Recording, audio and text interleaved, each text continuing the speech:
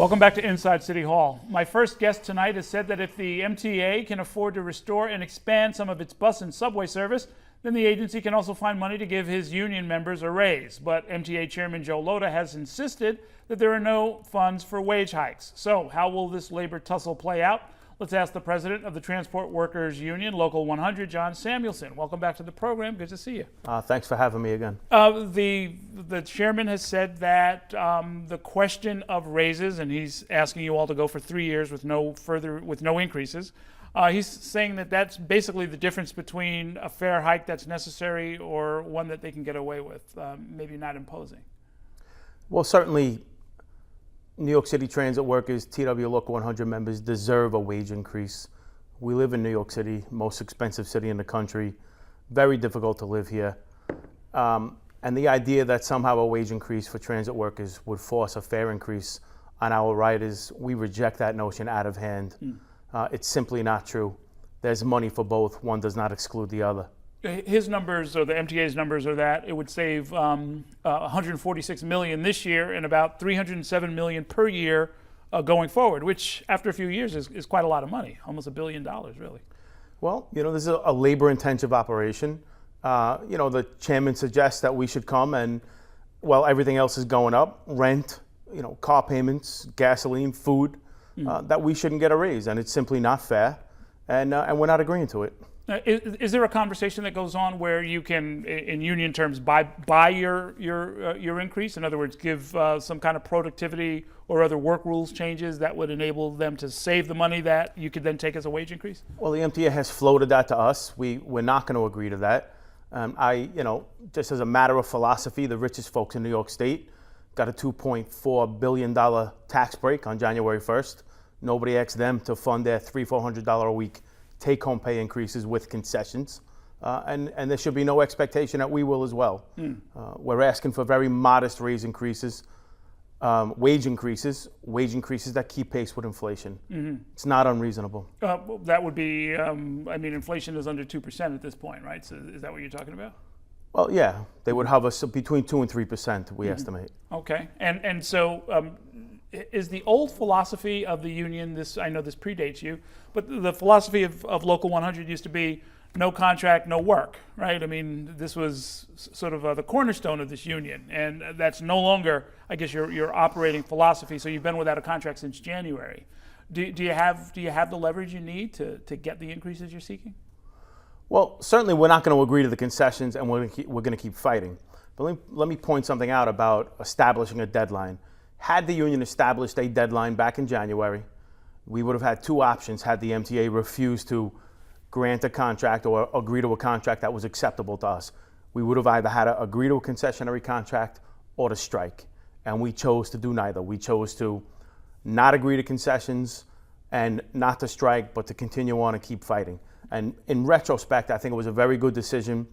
Just look at the MTA announced 2 weeks ago that they came in $90 million above what their budgeted projections were back in January. So imagine if I would have signed the contract back in January based on what the MTA was saying their numbers were, only to find out 6 months later that they had $90 million more than they said they had. Okay, fair enough, yeah. I saw you out there was a demonstration the other day, shortly after the MTA announced some service restorations, and the theme of the rally seemed to be there ought to be even more restorations. Did I have that right? Absolutely. We believe the MTA has the money to restore every ounce of service that was cut in 2010 and then improve on service.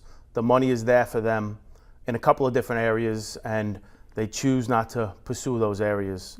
And I will say that the MTA's budget is not an economic document, it's a political document. It demonstrates what their priorities are in this budget year. It doesn't demonstrate the economic reality that they're facing. Well, I mean, priorities aside, when we see that the pension and health care costs are scheduled to increase from what was 1.0 billion last year to 1.28 billion, which is like a 20% increase in just 1 year. I mean, there's something going on there, right? Well, certainly they addressed the pension issues. They went to the MTA, along with other state and city agencies, petitioned the New York State Legislature. They were granted pension reform, which is a conversation I don't really want to get in detail about. Fair enough.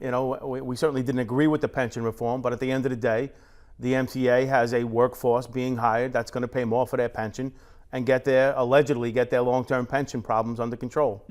To the extent that you, as a union president, have your own election to go through this November, is the conversation going to be entirely different after the election is over? No, it's not going to be entirely different. I intend to win this election, and I do not intend to agree to concessions after the election is over. I didn't come here to give away the house. I'd rather go back to my track inspection before I agree to 3 zeros, for instance, or astronomical increases in transit worker out-of-pocket payments for health care. And so if the contract stays as is, if it's not renegotiated into a new contract, can you live with what you have now?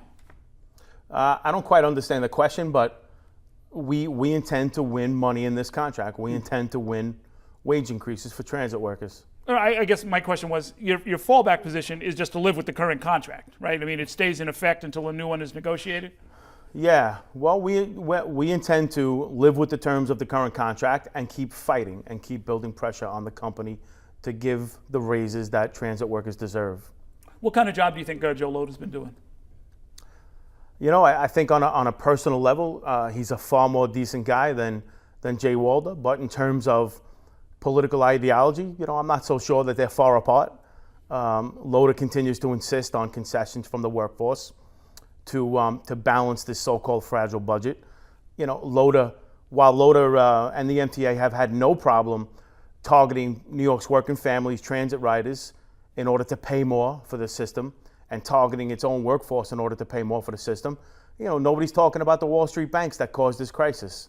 And the Wall Street banks right now are making about $100 million a year off of these credit swap agreements that the MTA entered into them with them. That's $100 million a year that could be renegotiated down, pumped into wages, and pumped into service restoration. And my point is, they don't want to take on the banks that caused the crisis. They want to take on the working families in New York City that didn't cause the crisis. And there's a problem with that. Okay, and the working families in your union, I know, are confident in your leadership. You don't sound like you're backing down one bit at the negotiating table, and so we'll see how this all plays out. Okay. All right. Thank Thanks you for coming by. We're going to take a short break. Still to come, we'll get an inside look at the New York Daily News with the paper's editorial page editor, Arthur Brown.